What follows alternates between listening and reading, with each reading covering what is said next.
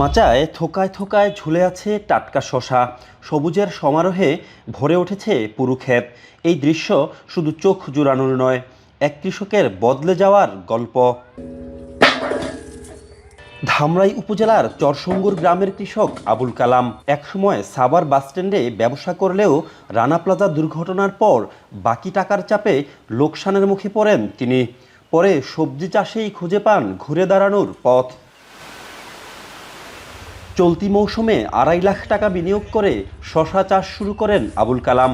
মাত্র ২ মাসের ব্যবধানে তার উৎপাদিত শশা বিক্রি করে আয় দাঁড়িয়েছে ৮ লাখ টাকায়।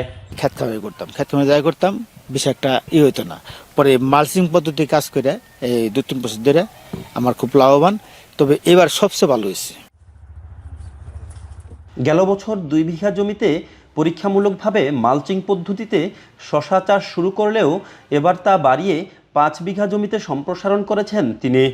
কালাম কাকার কৃষিক্ষেত দেখে কৃষিকাজের জন্য এগিয়ে আসি, তো বললো যে এখানে কাজ করো, পার ডে তোমার ৬০০ টাকা করে দিতে হবে। তো আলহামদুলিল্লাহ ৬০০ টাকা কাজ করে আমি এখন ভালো আছি। আবুল কালামের সফলতার গল্পে কৃষি বিভাগেরও সহযোগিতা রয়েছে বলে জানান ধামরাই উপজেলা কৃষি অফিস। এবং এবছর তিনি মালচিং পেপার দিয়ে গ্যাপ ফলো করে তিনি এই সবজি চাষ করছেন, বিশেষ করে শসা এবং করলা, চালকুমড়া এগুলো চাষ করছেন। আমরা তাকে গুড এগ্রিকালচার যে প্র্যাকটিস আমাদের পার্টনার প্রকল্পের গ্যাপের মাধ্যমে তাকে আমি প্রশিক্ষণ দিয়েছি এবং উনি প্রশিক্ষণ সহ অন্যান্য উপকরণও পেয়েছেন, তাকে প্রদর্শনী দেওয়া হয়েছে। ধামরাই উপজেলায় চলতি মৌসুমে প্রায় ৩,০০০ হেক্টর জমিতে বিভিন্ন সবজির আবাদ হয়েছে। সফল কৃষক আবুল কালামের গল্প এখন অনুপ্রেরণা হয়ে উঠেছে এলাকার অন্যান্য কৃষকদেরও।